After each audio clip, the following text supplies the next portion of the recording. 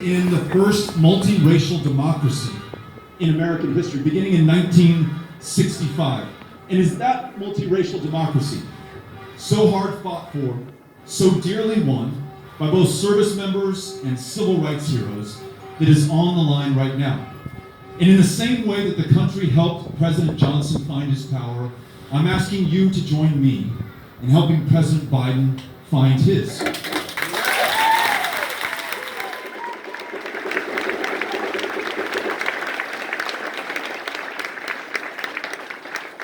If we were granted an audience, as Dr. King and Ambassador Young were with the president, if we were to ask him, I bet you he'd say something very similar. He'd say, I've got this Joe Manchin problem. This guy believes in the filibuster more than he believes in democracy, and Beto, I'm out of luck. I'm out of power. I don't know what to do. My belief is that if the president hears from all of us, and if the calls start coming into the White House switchboard from, of all places, Wichita Falls, Texas, where maybe they last expect to hear from folks who are interested in voting rights and democracy, after they'd heard from them in Abilene, and Midland, and Lubbock, and El Paso, and all the other cities that we will be traveling to, I think that they may take notice. And they may understand that this is a make or break opportunity for us as a country, and certainly for our form of government. Because if we lose what Abraham Lincoln called the last best hope of earth, we may never get it back.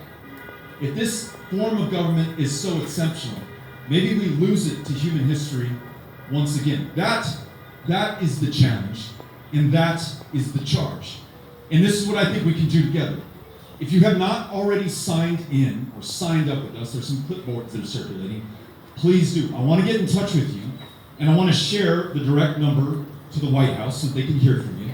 I want to share with you over the course of the coming months and the next special session how to get in touch directly with your state representative and your state senator and the governor of this state so that you can tell them how you feel and so that they feel the pressure and the power that's right here in the Lucy Park Pavilion in Wichita Falls with us today. And maybe, just maybe, that changes the course of that special session. And I'm also going to ask you to do this. I'm going to ask you to get certified here in Wichita County as a volunteer deputy registrar. It's a VDR. And what a VDR can do is go door to door in your own neighborhood. Talk to your neighbors. Introduce yourself if you've never met them before. Tell them that they are welcome to come over for a cup of sugar if they ever need it.